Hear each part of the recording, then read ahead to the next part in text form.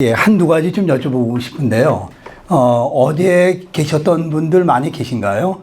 어제 여기 그 디아스포라, 어제 하루 종일 계셨던 분들, 예. 어제 말씀 전하신 우리 박성현 교수라든지 다른 분의 얘기를 제가 좀 중축해서 얘기를 좀 하려고 그러거든요. 그리고 혹시, 중남미에서 오신 분은 많이 못 뵈는 것 같은데, 다들 미국에 계신 분들인가요? 브라질에서 오신 우리 김용식 목사님은 계시지만, 예, 그럼, 예, 알겠습니다. 다른 또, 사우스 아프리카에서 오신 선교사님도 계시고요.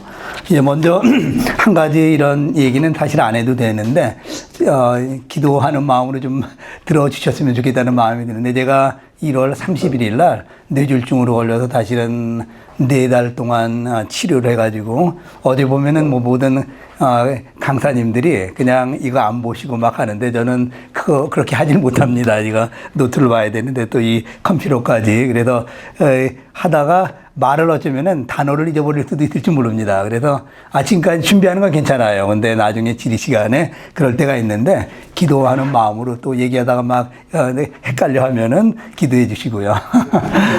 예, 그러면 혹시 예, 영상이 이걸 좀 가져왔었어야 되는데, 클릭하는 리모트. 먼저 보도록 하겠습니다. 예.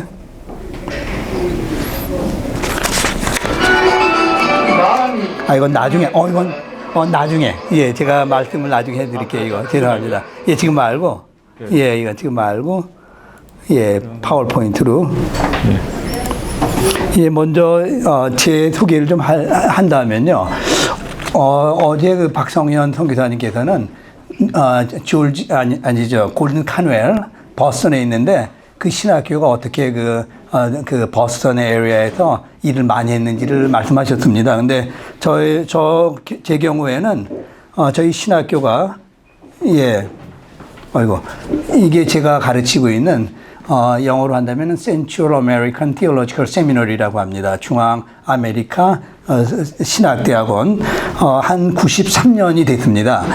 저기 달라스 신학교가, 사실은 달라스 신학교를 세운 똑같은 사람들이 93년 전에 과테말라에 와가지고, 과테말라만 아니라 중미의 이런 사역자들을, 그래서 5나라로 시작됐지만 지금은 24나라에서 유학을 옵니다. 그리고 그 당시에는 세대주의 분들이 DTS가 그랬던 것처럼 그런 게 있었지만 지금은 많이 현지화가 됐어요. 그래서 옛날 세대주의, 요즘 많이 다릅니다. 근데 순복음교회 분들이 들어오질 못하셨거든요. 세대주의한테는. 근데 저희는 교단이 이제 40개 교단의 학생들이 있습니다. 그리고 중남미에서 많이 오기 때문에 제가 일단, 이게 이제 저희가 3년 전에 90주년 돼서 저희가 이제 90주년 행사를 했고요. 그 다음에 저희가 그때 예배 드린 다음에 찍은 사진이고요.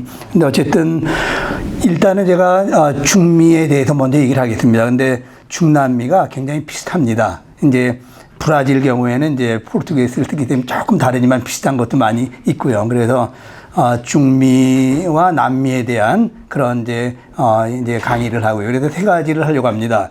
첫 번째는 그 중미의 오늘날의 현상, 선교적 도전, 그리고 그런 방향들. 그리고 두 번째는 이제 우리 한국 이민이 이제 117년이 됐습니다. 근데 미국보다 한 3년 늦게 인천에서 멕시코로 근데 지금 117년이 됐는데 우리 한국 이민 역사에 대해서 좀 이렇게 말씀을 나누고요. 그 다음 제일 사실 중요한 게 3번째입니다.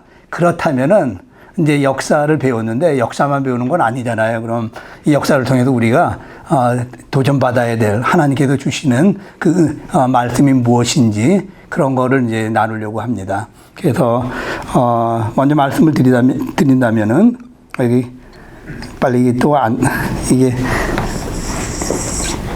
왜 이렇게 안 되지? 죄송합니다. 혹시 성 기사님 오셔서 좀 대신 해 주실 수 있겠습니까? 그러면 굉장히 큰 도움이 되겠습니다. 네, 제가 마우스를 가져와야 되는데, 제가 말씀드렸죠. 3가지 우리 중남미 한인 이민들이 어떻게 바뀌었는지. 예, 근데 중남미를 보게 되면은 혹시 되시나요? 예, 죄송합니다. 이런 부탁을 전혀 안 드리는데, 여기, 이거를 좀 넘겨주시면은, 이것 때문에 시간 많이 갈 것 같습니다. 120개 했던 거를 80개로 줄였습니다. 예, 중남미가 꽤 큰 나라잖아요. 근데, 예, 세 가지를 말씀드리고, 그 다음 거. 예, 이게 제가 88년도에 제가 과테말라 갔을 때 제가 구입한 그런 그 엽서입니다. 제목이 메스티죠. 이게 중남미 대륙을 이해하기 위해서는 뭐 대부분 다 중남미가 마찬가지입니다. 메스티조라는 말이 그 백인들과 인디언들이 섞인 하나의 좀 혼혈 인종을 가르치는 거잖아요. 그거를 이해하시는 게 굉장히 중요합니다. 혼혈 인종이라는. 그래서 여기 보면은 스페인 정복자가 그 이런 인디언 그 여자를 자기의 보통 미국 같은 경우에는 가족 단위로 왔어요. 오래전에. 그래서 가족 단위로 정상적인 가정이 생겼는데 중남미는 그렇지 않습니다. 이 선교사와 정복자들 와가지고 남미를 정복하겠다는 그런 사람들이 와서 보통 한 10년에서 20년을 살다가 돌아가는데 그런 성적인 그런 욕구 이런 것들을 채울 수 있는 노예 또는 첩처럼 그렇게 착취하면서 오늘날의 그 메시지화를 이룬 그런 나라가 이제 중남미 나라입니다. 그래서 멕시코에 노벨상을 수상받은 그 옥타비오 파스라고 있습니다. 옥타비오 파스라는 사람은 뭐라고 그러냐면 우리 멕시코 사람들에게는 열등감이 존재하는데 그게 바로 이런 메시지화를 만들어냈기 때문에 메시지의 정체성이라는 이야기를 하게 됩니다. 그런데 어느 신학자는 이런 얘기를 합니다. 메시지화는 분명히 인간의 죄악성에 기인된 것임을 부인할 수 없는 역사적인 사실이지만 그러나 하나님의 은혜는 이 메시지화에 다양성의 아름다움을 주셨다 이런 얘기를 하십니다. 그리고 넘겨주시고요. 그러면서 그 다음에 이 구조가 그 당시에 이제 엔코미엔다라는 그런 제도가 있습니다. 거기에 보면은 독특한데 어느 나라나 다 이런 피라미드 구조는 있습니다. 경제적으로 볼 때 잘 사는 사람 꼭대기에 있고 못 사는 사람 밑에 사는데 중남미 경우에는 이게 그 경제적인 것만이 아니라 인종적 그 다음에 문화적 정치적 다 이게 묶여 있습니다. 그리고 이게 오늘날까지 그래서 이제 이거를 저희가 얘기하는 겁니다. 그래서 그 사람들이 그 엔코미엔다라는 제도를 통해서 이런 이상한 피라미드 구조를 만드는데 첫 번째는 이제 페닌슐라라는 게 반도라는 얘기입니다. 그 스페인 반도에서 온 사람들, 스페인 사람들이지만 스페인에서 온 사람들, 그리고 크리올로라는 사람은 똑같은 이제 그 스페인 사람인데 나중에는 이제 유럽 사람들이기도 하죠. 백인들. 그러나 이제 신대륙에서 태어난 사람. 나중에 이들이 이제 경제 독립을 하게 될 때 19세기 때 이 두 사람의 알력이 굉장히 합니다. 그러나 이 두 사람이 나중에 보면은 순서를 바뀌어요. 해방되기 전까지는 스페인에서 온 사람들이 주인 역할을 하고 그 다음에 이제 해방된 다음에는 다른 그 인디언들이나 메스티조가 아니라 이 크리올리오라는 사람들이 이제 꼭대기에서 모든 것을 다 잡고 있죠. 그 다음에 이 백인들과 인디언들 사이에 된 사람이 바로 이제 메스티조랍니다. 스페인의 실은 그냥 메스티소라고 하는데 그 다음에 이제 물라토 같은 경우는 이제 도미니카 공화국이라든지 백인들과 이제 흑인들의 그런 갈등, 태어난 사람들, 그 다음에 흑인들, 그 다음에 이제 인디언들, 이런 것들이 중남미의 이런 거를 이제 아직까지 주체되고 있는데 특별히 여기에 굉장한 클래식한 example이 바로 과테말라입니다. 남미에서는 이제 과테말라와 비슷한 사회 구조를 갖고 있는 나라가 이제 볼리비아, 그 다음 페루도 그렇고요. 에콰도르 좀 그러고, 굉장히 비슷합니다. 그 인디언 네이션이라고 한 50% 정도가 인디지너스라는 사람들이 많이 있는 나라고요. 그러나 콜롬비아나 뭐 다른 나라들도 비슷한 그런 상황의 그걸 갖고 있습니다. 과테말라 같은 경우는 어떤 이런 오늘날까지 왜 이걸 공부하냐면은 이 구조가 계속 됐는데 1980년대, 96년도에 이제 휴전이 됐습니다. 근데 90년대까지 어느 정도 그런 아주 나쁜 이런 환경을 만들었냐면은 그러니까 한 5%에서 한 8%. 이제 좀 아까 말씀드린 볼리비아나도 비슷합니다. 볼리비아나 이제 페루라든지 상류 꼭대기에 백인들이 있는데 한 5%에서 한 8%밖에 안 됐어요. 8%. 98% 되는 사람들이 나라의 리소스의 80%를 다 자기들이 다 컨트롤했습니다. 그리고 밑바닥에 사는 메시조와 인디언들 그분들이 다수를 차지하는 80% 사람들이 나라의 20%밖에 안 되는 그런 걸로 싸우면서 살다 보니까 사실은 20세기에 왜 중남미가 그렇게 어렵냐. 그러니까 우리가 신앙 외에 사회적인 그런 환경을 우리가 알아야 되는데 우리나라에도 뭐 그 전라도와 그 뭐 경상도 이제 부족간에 이런 거 있다 그러지만 그러나 우리 한국 사람이야 뭐 부산에 있다 하더라도 광주에 가서 태어나면 그 다음엔 또 달라지고요. 물론 자기 아이덴티티는 있을지 모르지만 근데 중남미 사람들은 이게 오래 갑니다. 오래 그걸 몇백 년 동안.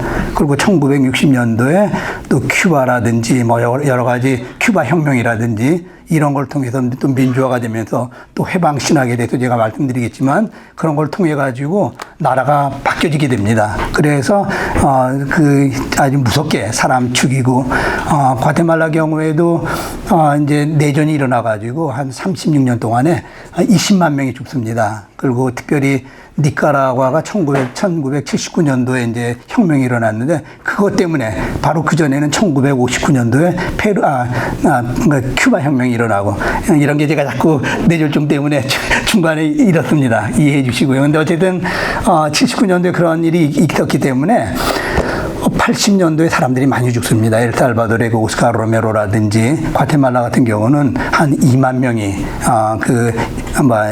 해방 신학자라든지 아니면 게릴라랑 잠깐 컨택만 했다 하더라도 그 마을에 가지고 사람을 죽이는 이런 것들이 중미의 그런 문제라고 할 수가 있었습니다. 예, 그래서 죄송합니다. 그래도 이게 거기서 나오는 그런 가난이죠. 가난. 오랫동안 한 80% 되는 사람이 다 이렇게 살았다 넘겨주시고요. 계속 이것도 가난 또 하나 더. 이거 잠깐 그 다음에 이거는 이제 80년대 그 한 2만 명이 죽었을 때 별 죄도 진짜 잘못한 게 아닌데 잘못 컨택이 됐다는 그것 때문에 자기 가족을 다 잃은 사람. 그게 2015년도에 재판이 일어났을 때 이 자기 가족을 다 잃은 사람의 그런 상황입니다. 자기 가족을 다 어처구니 없이 그냥 죽은 사람의 그러니까 이런 문제가 과테말라만 아니라 중남미 모든 나라의 문제입니다. 그럼 우리가 여기서 어떻게 해야 되느냐? 그게 첫 번째 해방신학이 그 다음에 넘겨주시고 해방신학이 그 역할을 했습니다. 제가 사실은 중남미의 해방신학이나 이런 걸 알기 위해서는 큐바 혁명을 알아야 됩니다. 근데 제가 시간이 없어서 다 못하고요. 그리고 79년도에 니카라과 혁명이 일어났는데 그분들의 얘기에서는 이제 가난한 사람들을 섬긴다는 영어로 얘기한다면은 solidarity with poor people. 스페니쉬라는 솔리다리다 con los pobres라는 말인데 가난한 사람을 도와야 된다. 그 사람들을 교회가 섬겨야 되고 교회 자체가 가난한 그런 사람들이다 하는 얘기를 하는데 어떤 얘기를 했냐면 그 당시에 지금은 이제 해방 신학자들이 2020년대에서는 오히려 오순절 교회에서도 많이 배우고 그래가지고요. 그 당시에는 안 그랬습니다. 지금은 옛날같이 폭력적인 걸 얘기 안 합니다. 그러나 1960년대에는 많은 사람들이 유럽에서 이렇게 공부하고 와가지고 사회학을 만약에 우리나라의 경제가 구조가 잘못된다면은 그렇다면은 이제 신학만이 아니라 사회학이라든지 정치학이라든지 필요하다면 폭력을 사용해야 한다는 것을 좀 그 당시에는 60년대, 70년대까지는 가르쳤습니다. 그래서 특히 군부 같은 경우에서는 그걸 굉장히 아주 반대했죠. 특별히 여기 에르네스토 까르데날이라는 사람은 니카라과의 그 시인이면서 그러면 거기 문화상의 그 프라임 미니스터 같은 그런 일을 했던 사람이고요. 가스팔 라비아나는 스페인의 신부입니다. 마드리 북쪽의 사람인데 저 사람은 저기서 총을 들다가 이제 저 사람은 죽었습니다. 저 사람들이 다 니카라과의 그 산디니스타의 편을 들었던 신부지만 왜냐하면 가난한 사람들의 이런 폭력에서 그 사람들을 착취하는 거기서 그 사람들 해방시켜야 되는데 필요하다면은 폭력을 사용해야 된다 하는 얘기를 했습니다. 그 다음 넘겨주시고요. 그래서 나온 게 이제 그 해방 신학이라는 거죠. 계속 또 넘겨주시고, 예. 그런 게 모든 사람이 그런 건 아닙니다. 이 사람은 지금 엘살바도르에 가면은 내셔널 히로로 취급을 받는 분이다. 대통령궁에도 이 사람의 이런 그 조각상이라든지 여러 그림들이 많이 있는데 이분은 캐톨릭에서 얼마 전에 그 성화라 그러나요? 그런 걸 받은 분인데 이분은 참 온전한 그런 사람이었습니다. 이분은 그러나 그 가난한 사람에 대해서는 똑같은 문제를 가졌죠. 만약에 가난한 사람들이 늘 가난하고 부자들은 늘 부자로 있다면 이건 하나님의 뜻이 아니다라는 얘기겠지만 이 사람도 결국 군부에 의해서 죽게 됩니다. 1981년도에 넘겨주시고요. 그러나 나머지는 계속 넘겨주시면은 그 당시에 지금은 조금 전에 보시면은 그 소셜 앤 폴리티컬 레벨이라고 했습니다. 그거를 왜냐하면 그분들 얘기는 신학은 우리가 여기서 시작해야 된다. 하늘에 사는 게 아니라 우리 땅에서 시작해야 된다. 그래서 컨텍스트가 아니라 신학 아니 하신 분들에게 죄송합니다. 근데 텍스트가 중요한 게 아니라 컨텍스트가 중요하다. 성경이 중요한 게 아니라 우리가 처한 이 상황이 중요하다는 얘기를 그 당시에 많이 듣는다. 그래도 그걸 얘기했고 그 다음에 휴먼 레벨, 그 다음 마지막에 구원에 관계된 그런 얘기를 듣는다. 넘겨주시고요. 그러니까 이제 그 당시에 많은 사람들이 1980 넘어서는 이제 민주화가 됩니다. 90년대에 들어서서 70년대, 80년대는 다 군부 독재자였습니다. 그런 사람들의 입장에서 해방신학자들이 얘기하는 거 완전히 빨갱이의 가르침이라고 이렇게 그 당시에는 그랬죠. 넘겨주시고요. 예, 그 다음에 이제 어떻게 보면 중남미에 특히 중미의 오순절 교회가 발전한 데는 이 캐톨릭의 영향이 컸습니다. 그러니까 아까 말씀드린 것처럼 캐톨릭하고 조금만이라도 컨택이 됐으면 사람을 싹 죽였습니다. 그러니까 시골에 있는 그런 외웨테나고나 산마르코 지역의 인디언들이 대거 탈출했습니다. 자기 마을에서. 거기 있으면 그냥 이유도 없이 죽게 되니까 나와서 도시에 와서 가난한 그 빈민촌 마을에 와서 오순절교를 이렇게 나가게 됐습니다. 제가 어제 그 우리 박성현 교수님께서 그 말씀하셨죠. 이 버스턴의 그 처음에는 히스패닉을 어떻게 하느냐. 캐톨릭 교회는 그들을 위해서 뭘 하려고 그랬는데 사실 개신교들은 남미에 온 그 사람들을 여기도 비슷했습니다. 중남미의 그 오순절 교회가 잘한 게 사실은 해방 신학이 더 많은 일을 하려고 그랬죠. 가난한 사람들 위해서. 가난한 사람들과 우리가 그 신학적으로 아니면 우리의 아이덴티티를 똑같이 해야 된다 얘기했지만 그 캐톨릭 신학자들이 공부를 많이 하는 사람들이 그 사람들을 위해서 도와주는 관념상의 그런 그 목회를 많이 하려고 했던 겁니다. 그 사람들은 아닌데 그 사람들을 위해서 해주려고 그랬고요. 관념상으로 또 사회적으로 그리고 만약에 예를 들자면은 어떤 사회적인 뭐를 한다 그러면은 들어가는 그 입구 브라질 경우는 아주 잘했습니다. 브라질에는 커먼 이런 베이스가 아주 잘 됐는데 중미는 그렇게 할 기회를 얻지를 못했습니다. 그러기 전에 군부가 싹 죽이게 되고 사회적으로 하게 되니까. 근데 그런 좋은 얘기를 많이 했는데 가난한 사람들이 오순절교에서 어떻게 보면 진정한 자유함을 얻게 됐습니다. 그러니까 예를 들자면 지금도 많이 그렇지만 이제 알코올 중독 또 마약 중독 또 남자들 경우에 중남미 분들이 다 그런 건 아닙니다. 그러나 자기 부인이 있지만 다른 여자를 찾고 하는 이런 것들 이런 거 자기도 힘들 때 교회 가서 하면은 그분들이 많이 기도해 줬어요. 그리고 그 목회자들이 사실 그 같은 사람들입니다. 그래서 내가 어제 박성현 교수님이 얘기한 거에 우리가 비슷한 그 사람들이 또 이 미국의 버스턴만 아니라 미국에 많이 오는 거죠. 그 사람들이 바로 가난한 사람들이었습니다. 또 인디언들이었고 그 사람들이 처음으로 제가 말씀드린 것처럼 이런 오래된 역사 때문에 인간 대접을 못 받았어요. 노예 비슷하게 됐었는데 여기서는 처음으로 형제, 자매, 에르마나라는 얘기를 듣고 거기서 집사가 되고 장로가 되고 또 목사가 되고 그 사람들이 처음으로 자기들이 이렇게 아이덴티파이 할 수 있는 그런 공동체를 처음 발견하게 된 거죠. 그래서 그런 농담 비슷하게 한 게 그 해방 신학자들은 중남미에 그 이런 가난한 사람을 찾았는데 중남미에 그 가난한 사람들은 해방 신학자를 찾은 게 아니라 순복음교회를 찾았다.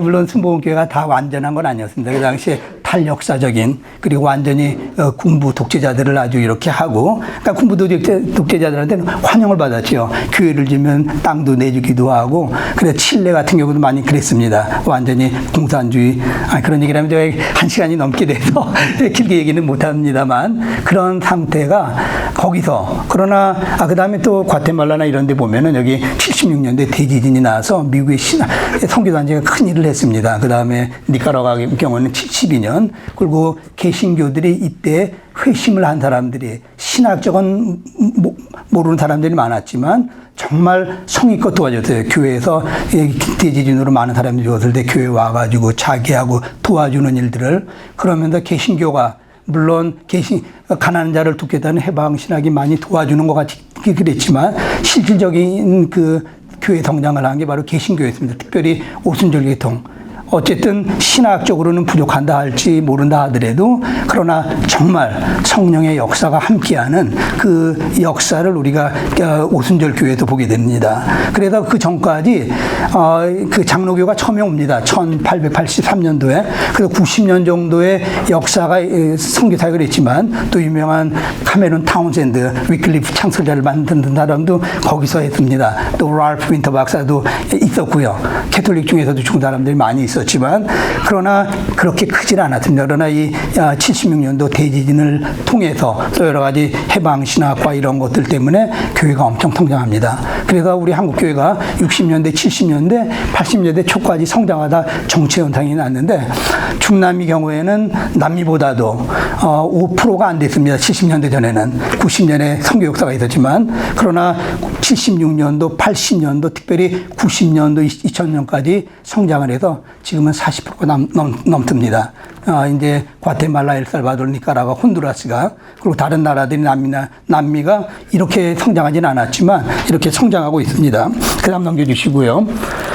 예, 그러면 이게 이제 이런 모습을 지금 보여드리는 겁니다. 넘겨주시고 이제 이런 것들이 이분들에게는 오순절 신앙이 기도할 때, 내가 어려울 때, 들어갈 때, 거기서 그 치유가 일어나는, 회복을 경험하는, 이런 거를 찾는, 이런 것들이 이제 과테말라와 중미의 가장 가난한 나라인데, 근데 왜 가난하냐? 왜 지금도 치안이 안 좋았냐? 그게 제가 아까 말씀 그런 피라미드 구조를 이해하시면은 좀 이해하실 수가 있습니다. 그 다음 넘겨주시고요. 그러면서 이제 사실은 저희 신학교가 이제 그 디스펜세이셔널리스트들 말고 저희가 많이 가르치는 게 이제 통전적 신학입니다.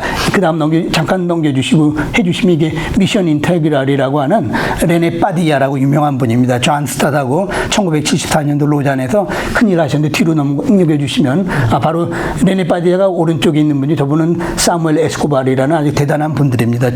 세계적으로 알려진 뒤로 넘겨주시고요. 그 전에 이거 말고 뒤쪽으로 그 뒤 여기 이거는 그 존 스타시 그런 얘기를 했습니다. 그 복음 선포 말고 또 사회적인 책임은 사실은 해방신학자가 얘기한 거였거든요. 그리고 이제 그 복음 선포하는 거는 이제 오순절 아니면 보수적인 그런 사람들. 근데 이제 이 사람들이 중남미의 역사를 보면서 두 가지가 다 필요하다. 존 스타시 얘기했고 중남미에서 이제 레네 파디야라는 사람이 두 가지가 다. 이건 비행기의 두 가지 그 날개와 같다. 하나만 있으면 쓰러지기 때문에 이것도 있어야 되고 사회에 대한 거를 알아야 되고 그러나 복음 선포도 해야 되고. 이거 제가 이런 표현을 하면 좀 죄송합니다. 이해를 위해서 말씀을 드린다면은 어떻게 보면 해방신학은 이 좌측에 이런 그런 걸 얘기했어요. 그런 게릴라와 싸우고 폭력을 통해서도 넘겨야 되고 그 당시에는. 그리고 그쪽에서는 그 완전히 해방 그 오순절 사람들 이 사람들 빨갱이로 보고 구원이 없다고 그러고 우리는 복음만 선포해야 된다. 죽으면 천당을 가는. 근데 이게 잘못된 우리가 구원을 받아야 되지만 여기서 어떤 일을 해야 되는지를 이분들이 얘기했었던 거고 이거를 사실은 한국의 그 통합 측에서 창신 쪽에서 이걸 번역해가지고 이걸 통전적, 통합적 이제 복음이라고 많이 얘기합니다. 근데 제가 염려가 되는 건 뭐냐면 저희 신학교에도 가르치지만 중남미에 지금 과테말라만 아니라 중남미 모든 선교사님들이 같이 사역하는 현지 목사님들이 이 통전적 신학에 대해서 많이 몰라요. 저희 신학교 같은 경우에는 이제 유일하게 그 신학 박사학위를 주는 몇몇 신학교밖에 안 되지만 그러나 제가 염려되는 것은 이것이 너무 하나의 마이너리티가 되지 않는가. 중요한 걸 가르치긴 하지만 많은 일반 목사님들이 이거를 알고 사회 참여와 복음 선포를 해야 되는데 너무 복음 선포만 얘기하고 아니면 그걸 모르는 그리고 그러다 보니까 이런 아주 방향 감각을 잃는 그 다음 넘겨주시고 그래서 우리가 이런 거를 이분들이 그런 얘기를 많이 하셨어요. 그렇지만 정말 존경받아야 되시는 분입니다. 이 레네 파디야는 이제 한 5년 전에 돌아가셨고요. 에콰도 사람인데 영국에서 공부했고 옆에 있는 사람은 이제 페루 분인데 스페인에서 이제 공부를 하신 분인데 아주 똑똑한 분입니다.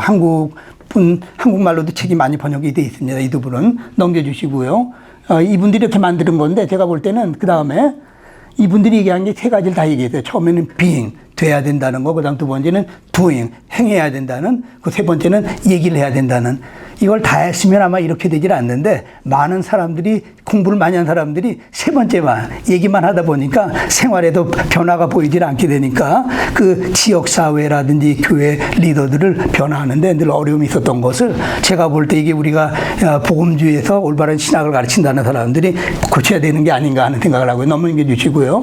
그리고 또 한 가지 얘기해야 된다면 지금 과테말라에 더 크게 한 거는 물론 오순절도 있지만 오순절은 그래도 신학이 없었지만 지금은 20, 30년 지나면서 좋은 분들이 많이 나타납니다. 근데 이건 어떤 거냐면 니오 펜테코스터리라고 번영 신학.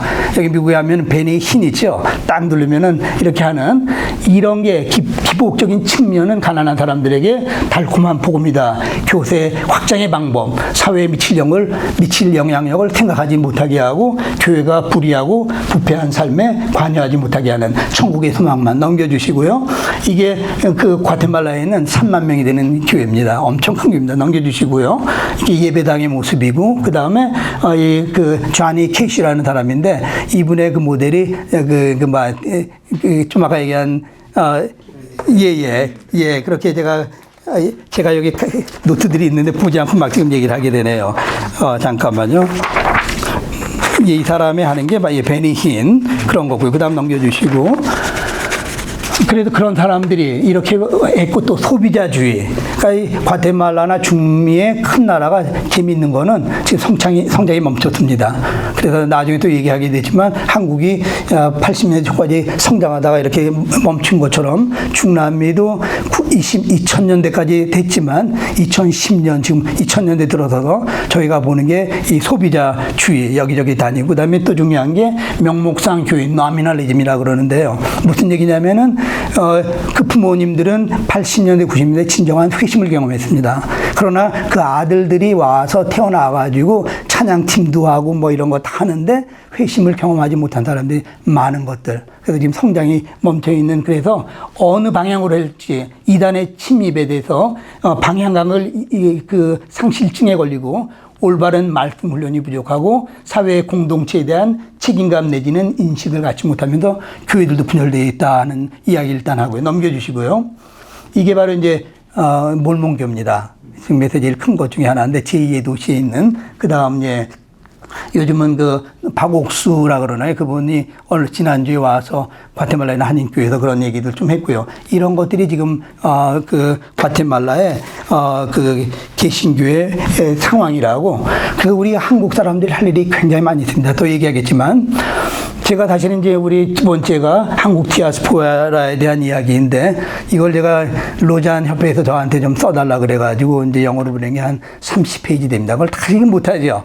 간단히 얘기하자면은 5단계로 제가 나눴습니다. 첫 번째는 이제 1905년, 3년 뒤지요. 인천에서 저기 그 하와이로 간 그 비슷한 무렵입니다. 그래도 그 사람들이 그 멕시코 유칸탄으로 갔다가 그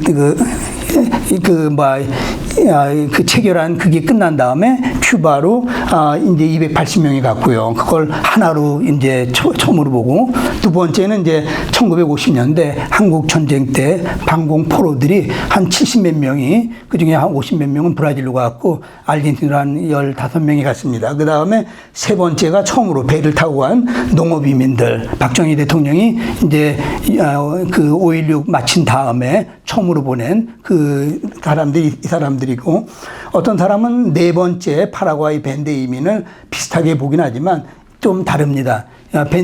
농업 이민으로 다 갔지만 한국 사람이 지금은 한국 사람이 아주 그 국상이 굉장히 높아졌잖아요. 인터넷으로 뭐가 뭐 있는지 알려. 그때는 몰랐습니다. 어떤 땅인지도 모르고 또 일본 사람들은 그걸 다 준비를 해놨는데 한국 사람은 준비를 못했기 때문에 엉터리로 또 브로커들한테 사기를 당하고 가가지고 한국 사람들도 농사 짓는 사람이 아니었습니다. 어떤 사람들은 이북에서 많이 오고 회사를 다니고 장사하시는 분인데 한국식으로 호남 평야가 큰데 그 말고 조그만 데서 뭐 이런 호미 이런 걸로. 근데 브라질이나 아르헨티나는 그런 걸로 안 되죠. 큰 해야 되는. 그래도 조금 있다가 사람들이 다 대도시로 옵니다. 부에노스아이레스나 상파울로나 파라과이는 아순시온이나 그러면서 브라질 같은 우리 그 목사님 계시기 때문에 이거는 사실 저분이 하셔야 되는 귀한 말씀인데 브라질하고 아르헨티나이 들어오는 걸 막았습니다. 나중에 다시 오긴 하지만 그래서 많은 사람들이 파라과이라는 데로 양창근 선교사라고 유명한 분이 계십니다. 제가 나중에 그분이 저한테 그런 얘기를 하더라고요. 파라과이 외부통을 갔더니 이 20년 사이에 15만 명의 한국 사람들이 파라과이를 들려서 거기서 천국 다음에 고장이 미국입니다. 그 당시에. 지금도 그렇지만 그 다음 호주나 카나다, 그 다음에 브라질이나 알티니노 갔던 그게 네 번째입니다. 그리고 다섯 번째는 유일합니다. 이거를 88년도 이후 아르헨티나 같은 경우는 정부와 한국 정부와 체결한 게 86년도에 있습니다. 근데 이때부터는 그 전까지는 다 가난한 사람들이었습니다. 아까 좀 이따 말씀드리겠지만 사회 피라미드 구조에 한국 사람이 맨 밑에 있던 상태였었습니다. 그러나 80년대 이후부터는 이제 또 다릅니다. 넘겨주시고 이제 물 좀 잠깐만. 예. 예. 그럼 저희가 질문해야 되겠죠. 미국에 오신 분들도 왜 도대체 미국에 왔느냐? 왜 남미로 이민을 갔느냐? 더 잘 살기 위해서, 덜 넓은 세상에서 아이들을 교육시키기 위해서 그런 게 사실은 제일 큰 거였죠. 그리고 또 어떤 분은 그래요. 한국 이민이 떠나던 19세기 말과 20세기 초에 너무 어려웠기 때문에 그래서 러시아나 이로도 많이 가지 않았느냐. 또 어떤 일을 할 수 있겠느냐. 그런 얘기를 합니다. 그러나 더 잘 살기 위해서 갔는데 그러나 하나님의 계획은 이제 다른다는 거를 우리가 이 얘기를 하고 있습니다. 대부분의 사람들이 멕시코 가는 사람들도 보면은 어제 말씀드린 것처럼 백신종 목사님 그러셨나요? 많은 사람들이 인천에서 가서 감리교인이었다 그러는데 충남이는 그렇지 않았습니다. 대부분이 불교였는데 가면서 어렵다 보니까 신앙을 갖게 됐습니다. 멕시코는 사실 캐톨릭 국가였는데 캐톨릭을 믿지 않고 개신교를 믿었고요. 나중에 보면은 이제 멕시코와 큐바가 너무 어려우니까 저도 어렸을 때 장사를 파라고 했을 때 예수님이 언제 오시나 그런 가르침을 목사님들이 주셨어요. 그래서 언제가 이 세상이 끝나나 하는 생각을 했는데 이분들도 그랬습니다. 그래서 안식교가 그러나 안식교가 그 사람들이 나중에 그 큐바 사람들이 결정한 게 안식교가 자기네 교회가 아니라 감리교로 이제 교단을 바꾼 그런 것도 이제 저희가 보게 됩니다. 그 당시에 있고요. 어쨌든 종교적 정체성의 변화, 또 삶의 도전, 문화 충격, 외로움, 인종차별, 경제적 고통을 이겨내는데 소망이 됐습니다. 한인 이민자들에겐 정신적 다시 됐고요. 개인의 삶, 공동체의 삶을 부여하던 곳이 그 당시의 이민교였습니다. 그러니까 하나의 간단히 얘기하자면 그 서바이벌 멘탈리티, 이 힘든 이민 생활에서 어떻게 살아야 되느냐. 신앙이, 교회가 사회적인 영적인 거를 다 감당해 주는 그곳이 이제 교회였습니다. 종교였습니다. 넘겨주시고요. 이제 정신적 이게 다 이제 그 어떻게 도착하는지를 보여준 겁니다. 넘겨주시고 계속 예 이건 뭐 큐바 또 넘겨주시고 예 이건 헤로니모라고 한번 영화가 나왔습니다. 큐바 그 마르타 림의 오빠인데 아주 우리 조셉 전이라는 분이 아주 잘 만들었습니다. 그 넘겨주시고 이건 방공포로 여기서 이제 그 57명이었는데 저 사람은 정말 기가 막힌 문화 충격을 받은 사람들입니다. 한국에도 못 가고 그러던 사람들이 남미에 와서 힘들었는데 대부분의 이분들이 한국 사람하고 결혼을 못 했습니다. 한국 이민이 오기 전이래 가지고 처음에 왔었던 한국 이민들이 이 사람들을 방공 프로라 그래 가지고 또 정신적으로도 좀 따돌림을 하고요.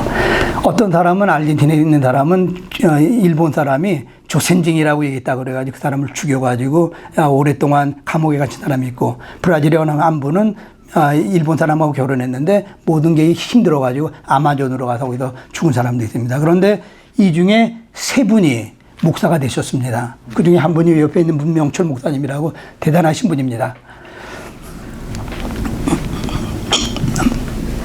그 어려운 형태에서 그 당시에 아까 말씀드린 것처럼 한국 사람이 사회 맨 밑바닥에 있던 사람이에요. 그리고 유카탄이나 큐바 같은 데서는 지금 보면은 인디언들하고 결혼을 많이, 제가 인디언 말이라는 말을 많이 안 합니다만 여러분들이 이해를 위해서 제가 이제 그 말을 사용합니다만 어쨌든 그분들하고 결혼해가지고 그분들의 2세, 3세는 한국 사람 같지가 않습니다. 메리다에 가시면. 근데 어쨌든 이분이 바로 문명철 목사님인데 힘들지만 그렇게 초창기 교회도 이렇게 해주시고 한국말은 잘 못해서요. 그러지만 한국 교회, 브라질 연합교회라든지 일을 많이 하시고 또 그 당시에 문화와 이런 게 많이 지금보다도 훨씬 한국 사람에 대한 기대가 없음에도 불구하고 정말 훌륭해하신 그 우리 목사님들, 제가 성함은 다 기억 안 나지만 강의동, 이준희, 이것도 우리 김용식 목사님 책에서 제가 이게 배운 겁니다.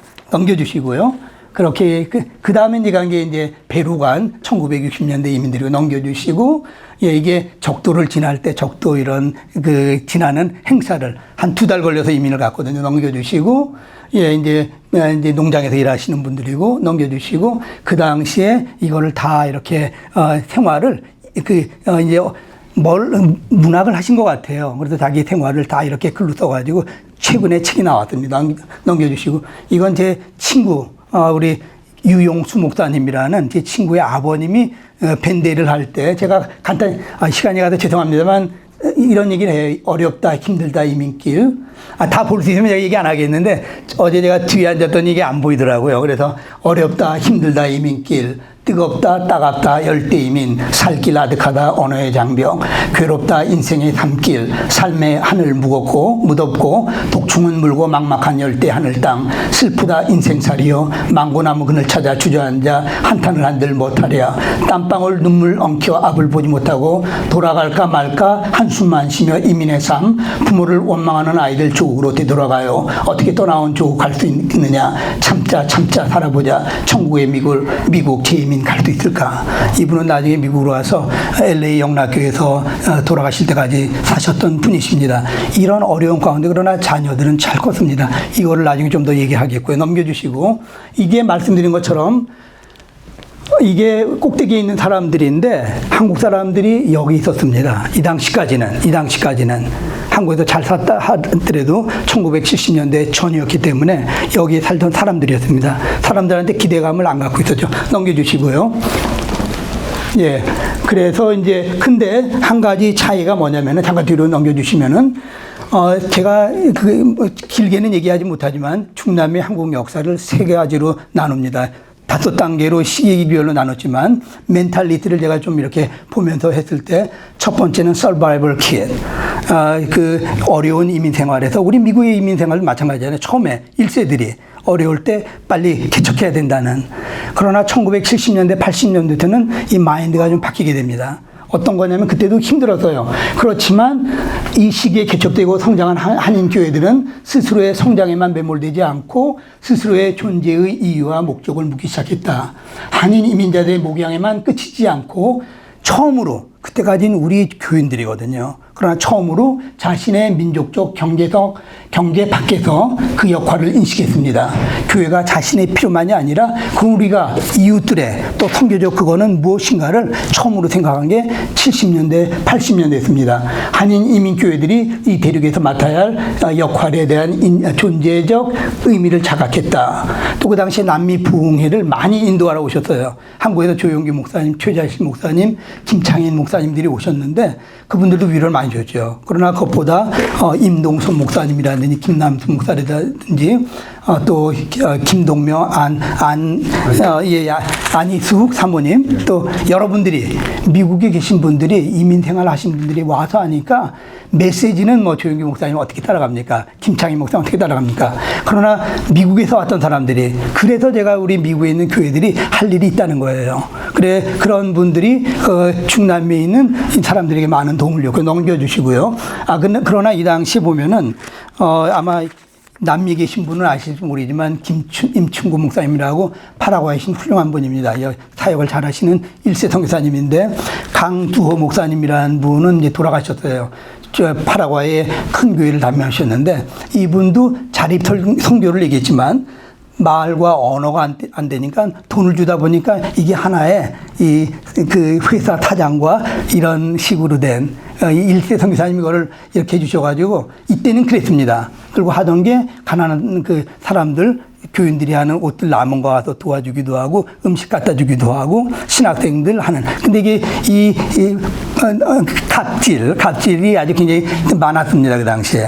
이게 두 번째 그러고. 그러나 2000년대에 들어서는 이 모임이 달라집니다. 이거는 이제 달라집니다. 지금까지는 제가 말씀드렸지만 사회 밑바닥에 있었는데 이거는 이제 알디텐에서 이제 일하시는 분들인데 이때부터 달라집니다. 86년부터 넘겨주시고요. 브라질에서는 이제 봉해치로라는데 브라스에서 엄청 커지게 됩니다. 넘겨주시고 그 다음에 이건 알젠틴 경우입니다. 50주년 돼서 브라질도 엄청 커집니다. 물론 지금 제가 안타깝게 생각하는 거는 브라질에 지금 한인 교포들이 많이 지금 떠나고 있습니다. 이 코로나 이후에. 그러나 어쨌든 지금 한국 사람들의 하는 행동이 그 위치가 달라졌습니다. 그걸 넘겨주시고 옛날에는 한국 사람이 왜 여기 왔느냐? 너네 나라 가라. 돈 벌어가지고 미국 가고 막 그러니까. 근데 이제는 이제 멕시코 사람들이 중남미 사람들이 한국 사람을 좋아합니다. 그러니까 제가 농담 비싸게 내가 이거 한 건데 언제냐면은 한국이 브라질을 손흥민의 해가지고 2대0으로 이겼을 때 멕시코 사람들이 태극기를 들면서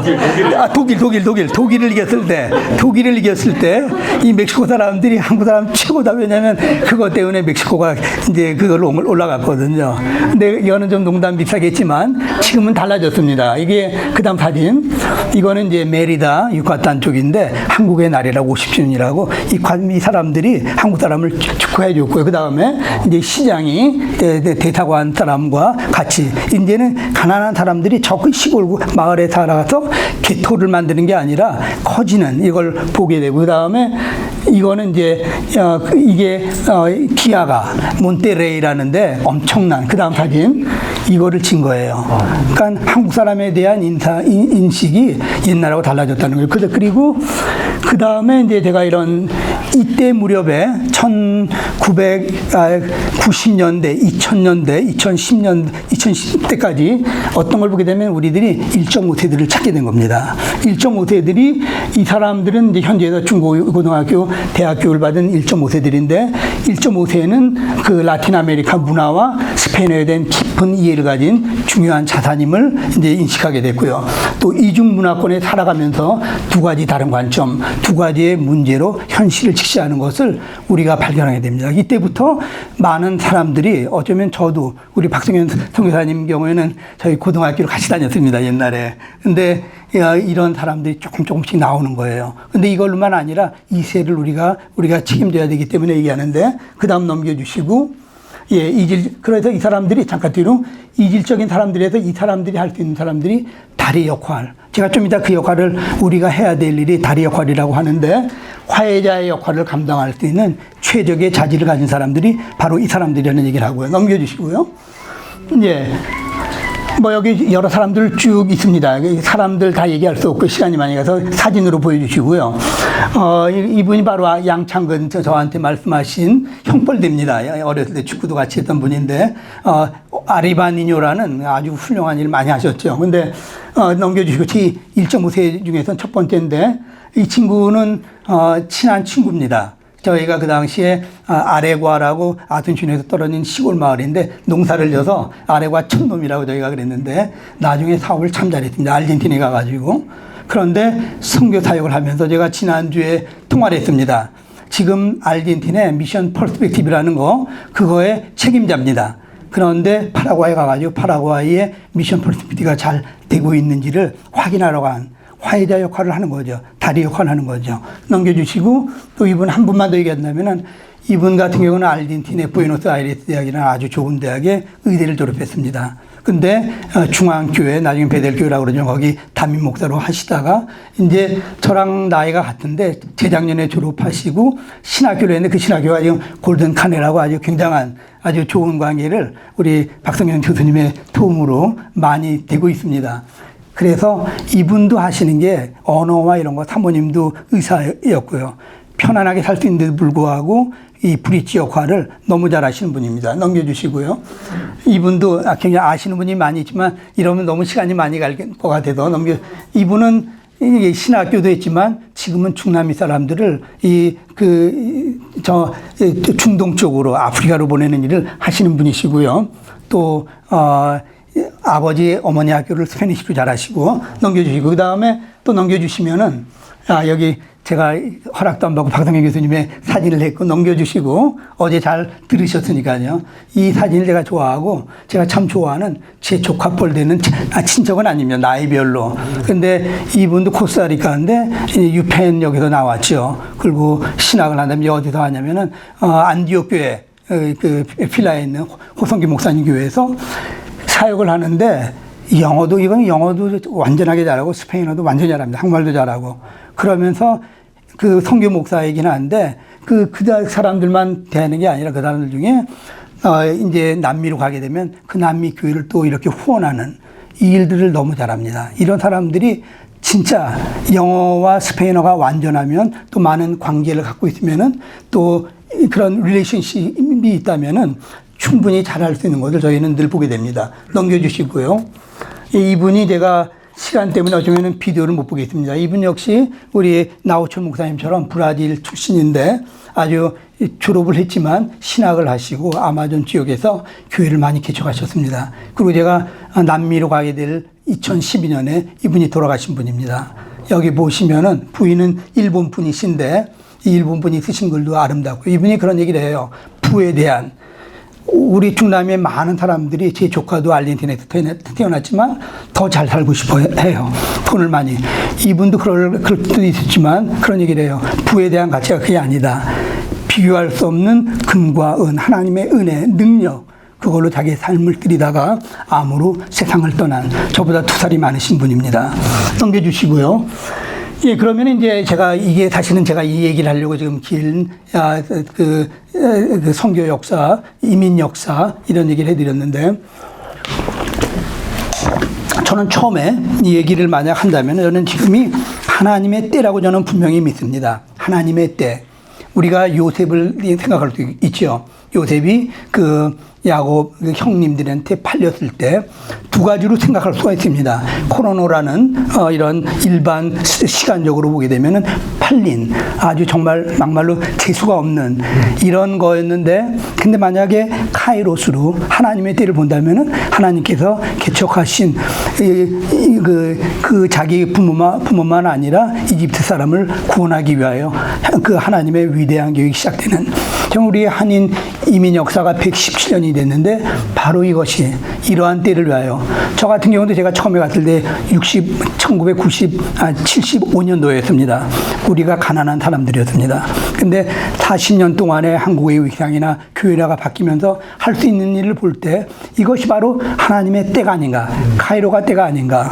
제가 기억나는 거는, 얘기가 좀 길었습니다만, 제가 88년도에는 제가 플로리다에서 차를 몰고 제가 위튼 대학에 시카고 선교대 처음에 왔었습니다. 그리고 92년도에 제가 프린스턴에서 공부를 하고 있었는데, 그때 최일치 목사님이 이제 오셔가지고 제가 이런저런 일을 했는데, 그 당시에 칠레 사람이 한 명 왔습니다. 92년도에.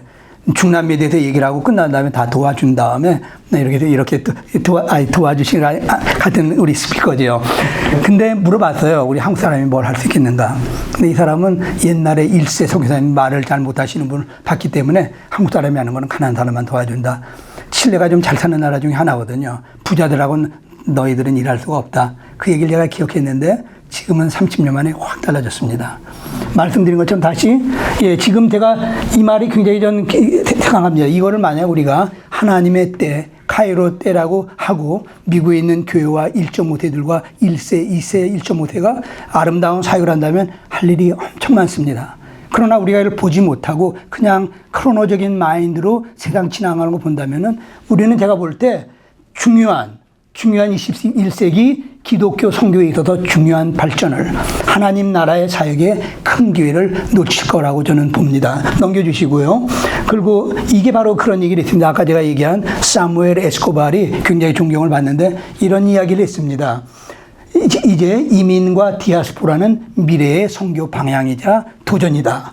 그래서 이게 사실은 김성훈 선교사님이 저한테 최근에 만든 책을 보내주셨어요. 그 유럽에 계신 분인데 그분이 그런 얘기를 했습니다. 특별히 비서구 교회는 지난 세기 동안에 제기된 서구가 주도한 선교에 대하여 많은 문제를 제기해왔다. 그리고 이제 비서구 교회들이 주도하여 이 문제를 해결해야 된다는 진지한 책임 의식을 촉구하는 분위기가 고조되고 있는 상황이다. 바로 그런 얘기입니다. 지금까지는 백인들이 그 미국에서 영국 사람들이 와서 했는데 지금은 중남미 사람들이 할 계기가 됐다. 그런데 그럼 우리 한국 사람은 어떤 계기냐? 다음 넘겨주시면 제가 이렇게 봅니다. 이게 디에고 리베라라는 유명한 멕시코 무랄리스트인데 그분이 저희가 바로 뒤에서 미국 사람들처럼 이 사람들이 오는 그 큰 롤 모델, 마에스로가 아니라 우리가 널처링, 메서 역할을 한다 그러면 친구 역할을 해야 됩니다. 바로 이게 바로 이제 위에서 일어서는 사람을 도와주는 그런 역할이라고 생각하고 넘겨주시고 예, 그리고 제가 또 하나의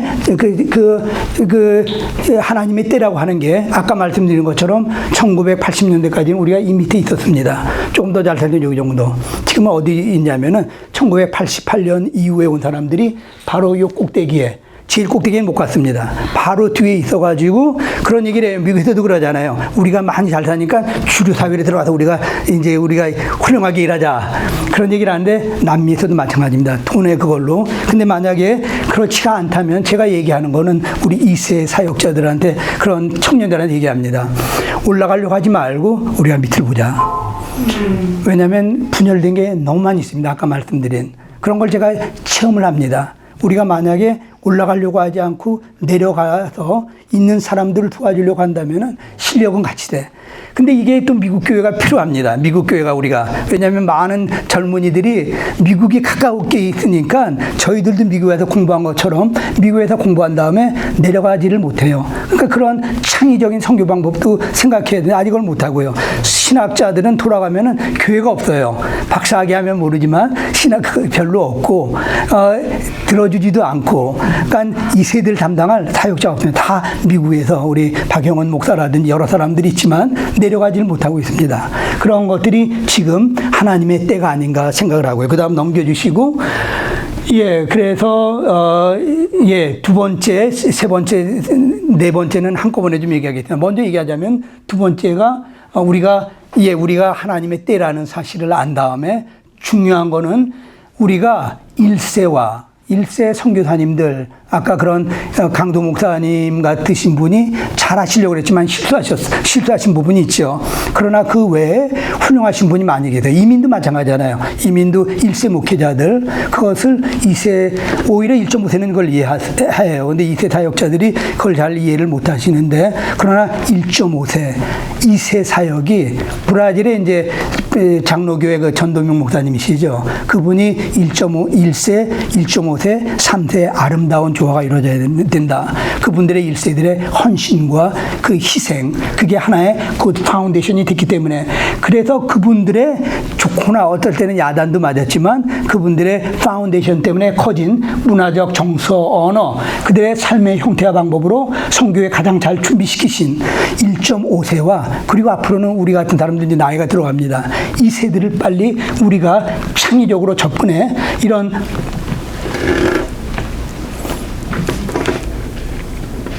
선교적 그리고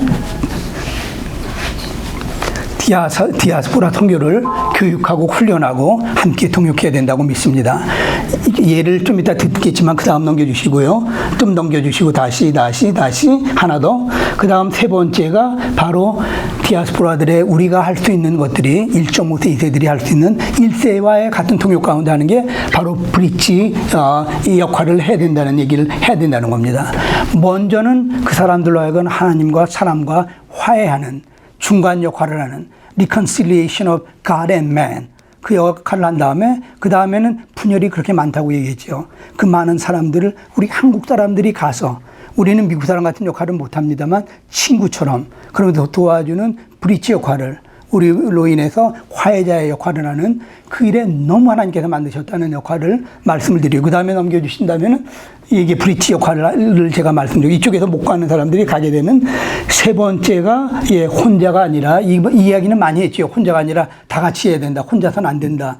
저 역시 마찬가지입니다. 제가 얘기하는 것들이 그건데 하나님의 나라를 위해서 동역해야 한다는. 그리고 좀 넘겨주시면 하나, 이것들이 몇 가지 있습니다. 중남미 한인 디아스포라 선교회 밀라라는 역할을 했었던 오은기 선교사님, 57년생이신가 좀 많으신데 혼자 사시면서 더 나가지를 못하시고 너무 큰 대회를 혼자서 큰 교회 목사님들한테 재정 지원을 받으려는. 그래서 이제 우리는 같이 하려고 하는 거고요. 두 번째는 미국의 한인 교회와 중남미 교회가 같이 해야 된다는 거 좀 아까 제가 말씀드렸지만, 그 다음에 이제는 또 한 가지 감사한 거는 중남미의 교회들이 한국 교회에 대해서 좋은 감정을 갖고 있습니다. 또 특별히 1.5세, 2세들과 언어와 문화, 또 자기들의 삶을 이해하는 사람들과 사역을 한 사람들이 같이 하려고 합니다. 사실 얼마 전에 코미밤이라는 한국 선교와 중남미 전체를 담당하는 그분들이 한국 교회와 같이 일하자는 얘기를 했습니다. 그래서 저는 이걸 볼 때 우리 KWMC가 따로따로 선교사님들 하긴 해야 되죠. 이 전체적인 걸 위해서 각 개인의 사역을 힘들게 하면 안 된다는 걸 압니다. 그러나 하나는 크게 이 교단과 중남미의 코미밤과 우리가 5년 정도 같이 사역을 하면서 먼저 그분들에게 우리가 생각하면서 이거 당신 필요하니까 보내겠다가 아니라 우리가 같이 하겠다 하는 얘기를 하면서 하면은 할 일이 엄청 많을 거라고 생각합니다. 시간이 많이 가서 죄송합니다. 이거 뒤로 한번 뒤로 좀 넘어가 주시면 사진들. 제가 중요한 그게 있는데, 아까, 어느, 신학자가 저희 신학교에 제가 오신 분이 한 분 있어서 제가 말씀을 드리려고 그랬거든요. 이거 떠들면 안 된다는 걸 알면서 이거 꼭 하고 싶은 마음이 있는데, 두 번째, 1.5세와 2세 또 사역하는 것 때문에 제가 그 말씀을 먼저 마치겠습니다. 케빈 팍이라고 있습니다. 혹시 한번 뒤로 보시면서 사진 있으시면 뒤로 더 넘겨주시고, 더 한 번 더. 그 다음이 케빈 팍이라고 카나다 사람입니다. 10살에 카나다 가가지고, 지금 50대 후반입니다. 이 아버님이 40대 초에 30대 후반에 카나다 토론토로 이민을 갔다고 합니다. 그때 이 신앙이 전혀 없었던 사람이에요. 근데 주목을 믿어라 이런 사람인데, 카나다에서 우리가 어제 쭉 얘기했지만 이민 생활에서 교회가 필요하잖아요. 그러니까 교회 가가지고 이분이 결국에는 예수님을 믿게 됐답니다. 3년 후에. 근데 레디컬하게. 아마 방언 얘기는 안 했는데 우리 신학교에 와서 이분이 저희 신학교 와서 얘기해 준 얘기를 제가 들려드리는 겁니다. 저희 신학교에 마에스트리아 기독론에 대해서 이제 가르치러 오신 분입니다.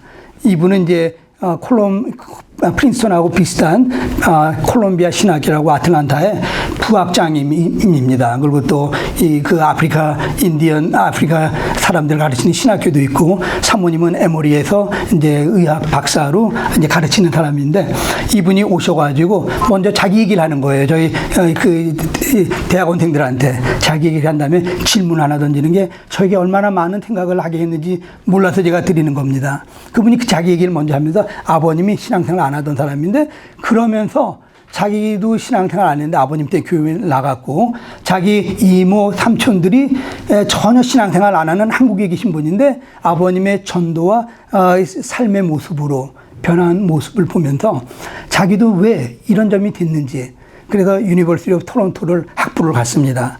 거기서 공부를 한 게 릴리전이었습니다. 신학이 아니라 왜 아버지가 이렇게 변했나.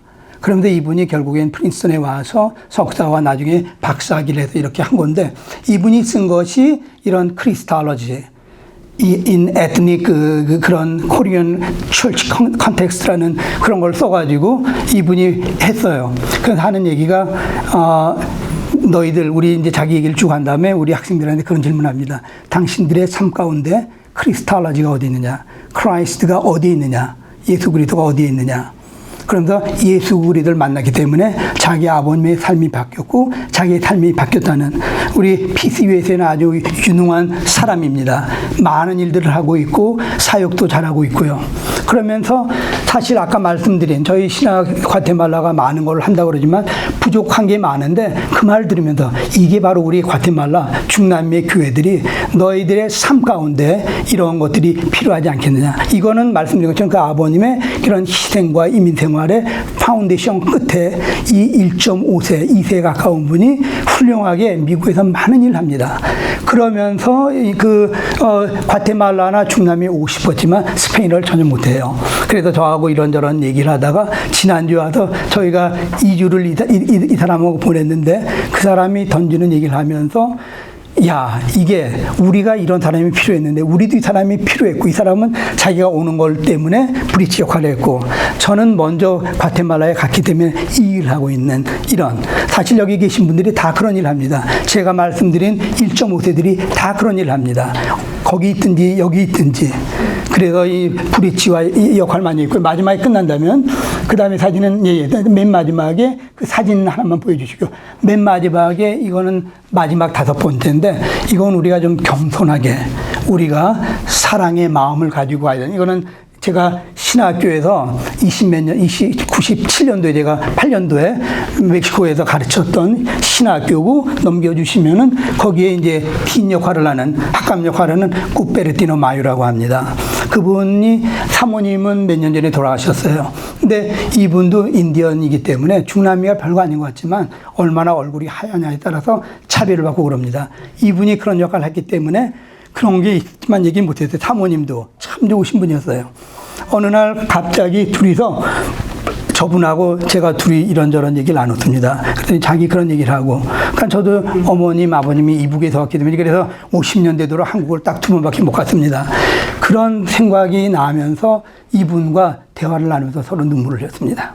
그래서 제가 깨달은 게 뭐냐면은 정말 우리가 다 얼굴은 다르지만 그러니까 서로 다름과 같음을 이해해야 되는데 다름이 있지만 같은 어려운 상황 가운데 어려운 삶의 질고를 같이 겪었고 하나님 앞에 나온 귀한 동역자다. 내가 이 사람들을 뭐 우월감을 가지고 문화적인 우리 한국교회가 더 훌륭하기 때문에 가르치겠다는 게 아니라 섬기는 그것이 주님이 우리에게 보여주신 게 아닌가.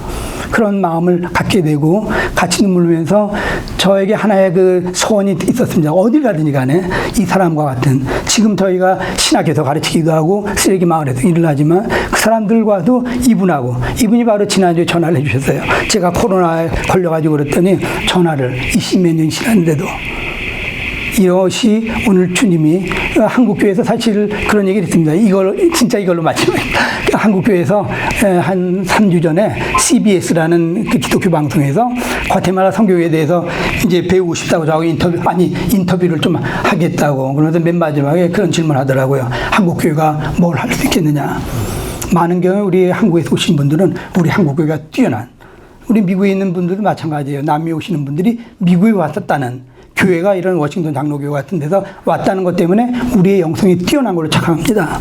그게 아니라는 제가 그런 얘기를 했습니다. 한국 교회가 아까 얘기한 60년대, 70년대, 80년대 초까지 성장했지만 정치 현상을 겪은 것처럼 중남미도 그렇다. 그렇다면 우리가 솔직하게 우리의 자존심을 막 낮춰봐서 할 게 아니라 솔직하게 우리가 하나님의 은혜로 성장했지만 그러나 정치의 현상이 있다. 이건 우리의 아픔이고 힘든 거지만 그러나 우리가 여기서 주저앉고 게 아니라 어떻게 하면 우리가 하나님이 원하시는 사역을 할 수 있는지를 생각하는 것이 우리들의 할 일이다. 그걸 우리는 나누고 싶다. 우리 형제로서 에베소서 2장의 말씀처럼 우리도 예수 그리스도가 피스가 되는 그거를 증거하는 미국 분들도 마찬가지인 것 같아요. 이럴 때 하나님이 그러니까 우리가 이 하나님의 선교에 많은 경우에 우리가 한국 사람들이 3만 명 독립군까지 치면 5만 명 주연 배우를 하려고 합니다. 그게 아니라 엑스트라 역할을 하는 그럴 때 하나님의 나라를 생각할 때 하나님이 기뻐하시는 선교가 될 줄로 믿습니다. 네.